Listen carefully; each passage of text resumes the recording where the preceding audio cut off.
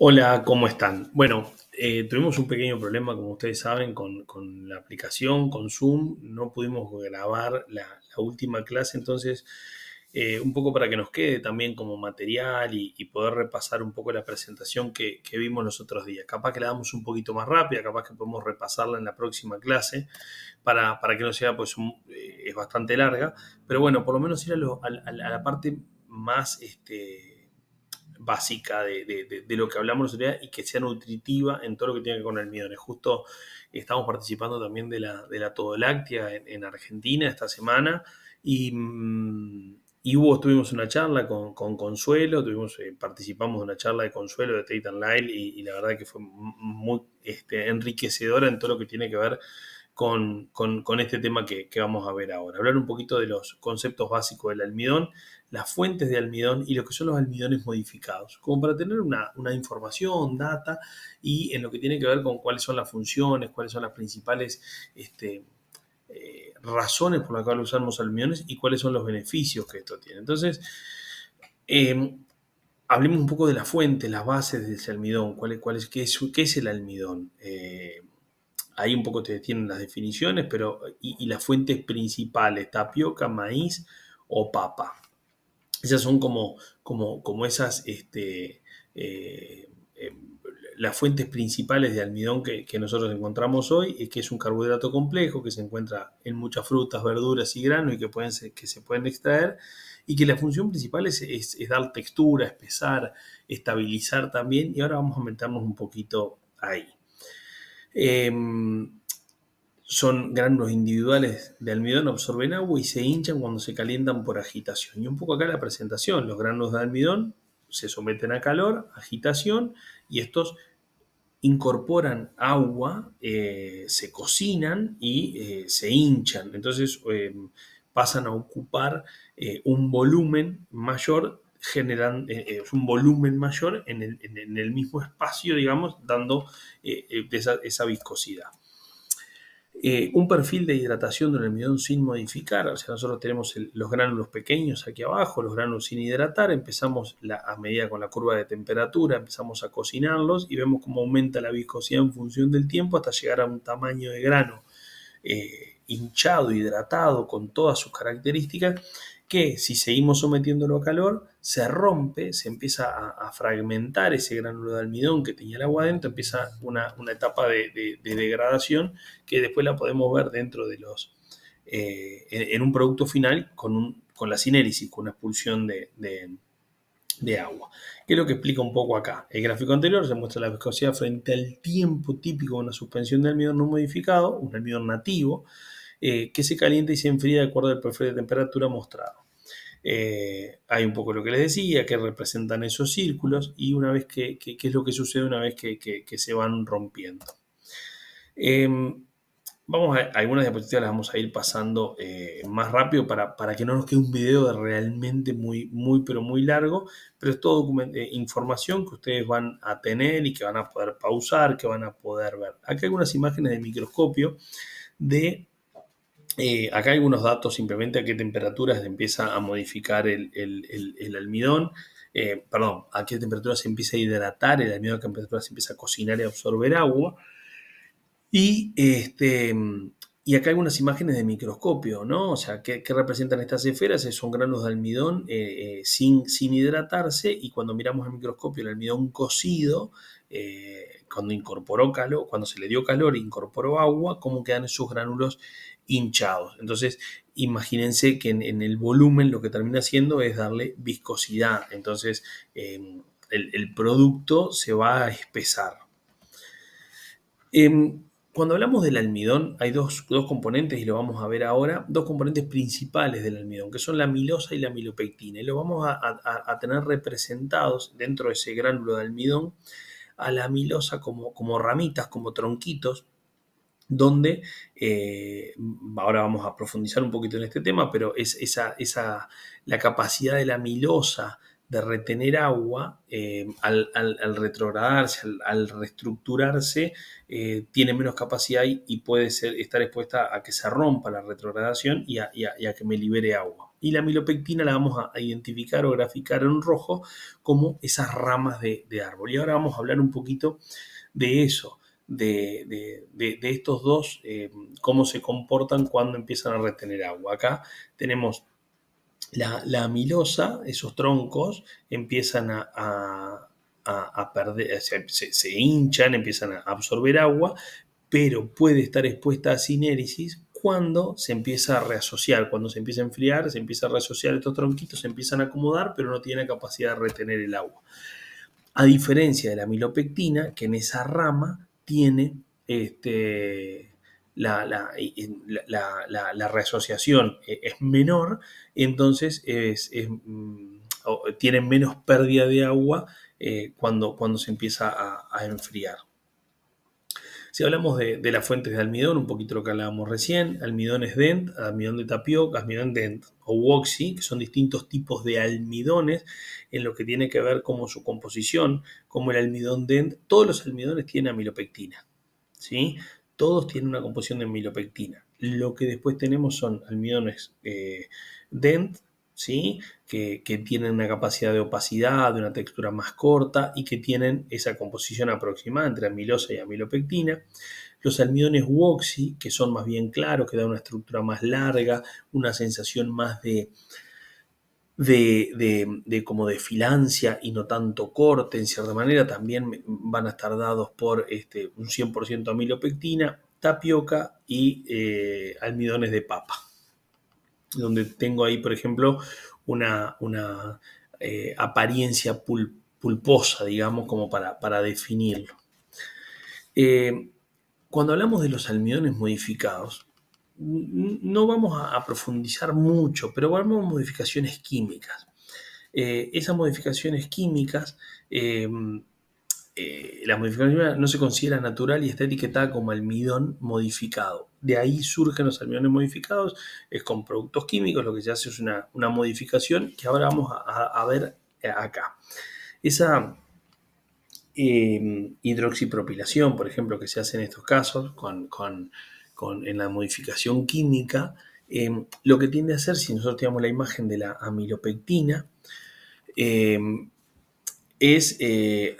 hace que el almidón sea más robusto, agregando enlaces cruzados para evitar que el gránulo se hinche más allá de su capacidad.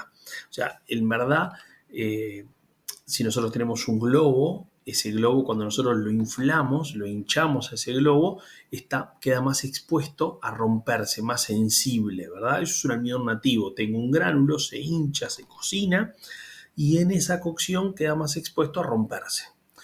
Lo que hace en un almidón modificado, que tiene en este caso la amilopectina, como ven ahí graficada, es darle la capacidad de hincharse hasta cierto punto, porque va a estar como sostenido, para que no se infle tanto y lo que se infla tenga buena capacidad de absorción de agua sin romperse. ¿Se entiende? Espero que sí. ¿Y qué es lo que hace esta modificación? Darle más resistencia al calor, al medio ácido o al agitado. Y acá tenemos hay dos imágenes. Tenemos un almidón roto y un almidón intacto. Un almidón que se rompió, ¿sí? que no soportó el proceso térmico, la acidez, la temperatura, el pH, el agitado, perdón, ahora sí, los tres, pH, acidez, pH, temperatura y trabajo mecánico, y uno que sí lo soportó y que se nota, como ustedes lo ven, con una textura mucho más lisa, etc. Acá como los vemos al microscopio, los teñimos y vemos los gránulos intactos o los gránulos rotos donde se rompió y largó todo ese jugo, digamos, por así decirlo brutamente, y los gránulos que no soportaron el estrés y más allá de que se hincharon, se rompieron.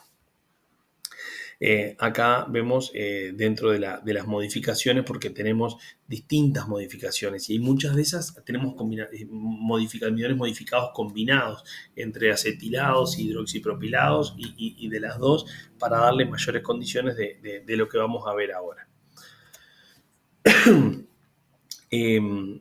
Bueno, acá tenemos la curva de cómo cambia en un almidón, perdón. modificado crosslinkeado versus un almidón nativo. La curva que veíamos hoy, donde se hincha, se hidrata el almidón y luego se rompe, a una curva de un almidón modificado, crosslinkeado en este caso, que no llega a ser ese punto de viscosidad, de hidratación, porque se sostiene, pero que se mantiene mucho más firme porque no hay una retrogradación. Ahí vemos, por ejemplo, distintos almidones crosslinkeados, por así decirlo, con distintos niveles, alto, medio o bajo. Algunos ejemplos de aplicaciones de estos almidones, ¿sí? En salsas, en sopas, en productos para bakery, queso, salsas de queso. Bueno, ahí tenemos algunos ejemplos.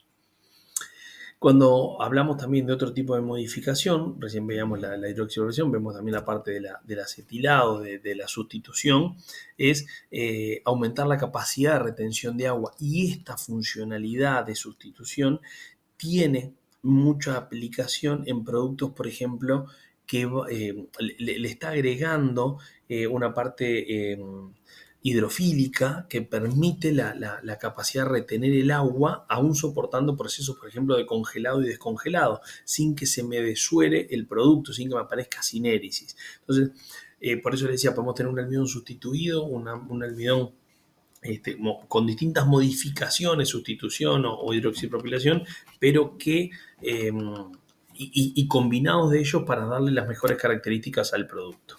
Acá, lo que les decía, manejo de la humedad y de la grasa en esa parte hidrofílica que le permite retener el agua, el congelar y descongelar, le va a dar estabilidad, la grasa y también en la textura.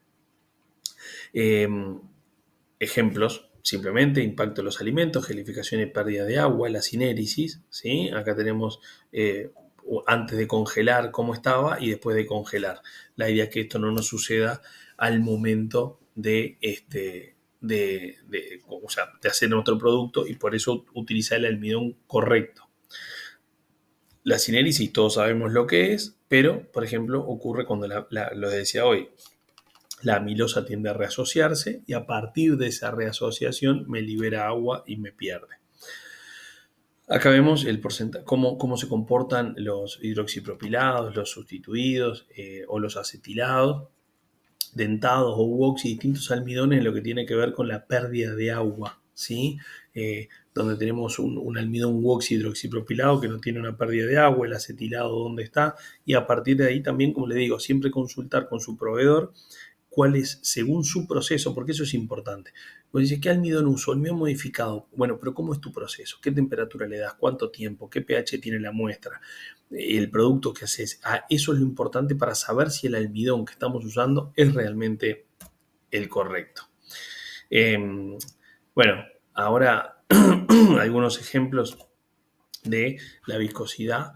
El almidón es no modificado, como vimos hoy, y el almidón sustituido, en cómo se comportan esas curvas de viscosidad y tiempo en función de la temperatura.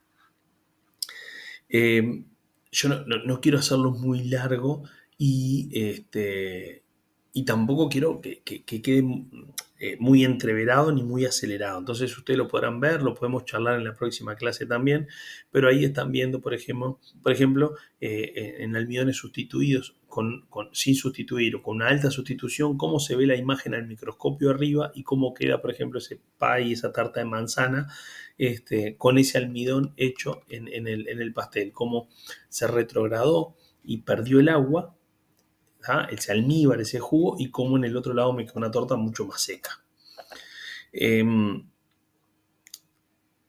Las aplicaciones de un almidón sustituido, comida congelada, pudding, todo lo que pueda perder lo que trabaje con cambios de temperatura es importante y es donde se utiliza.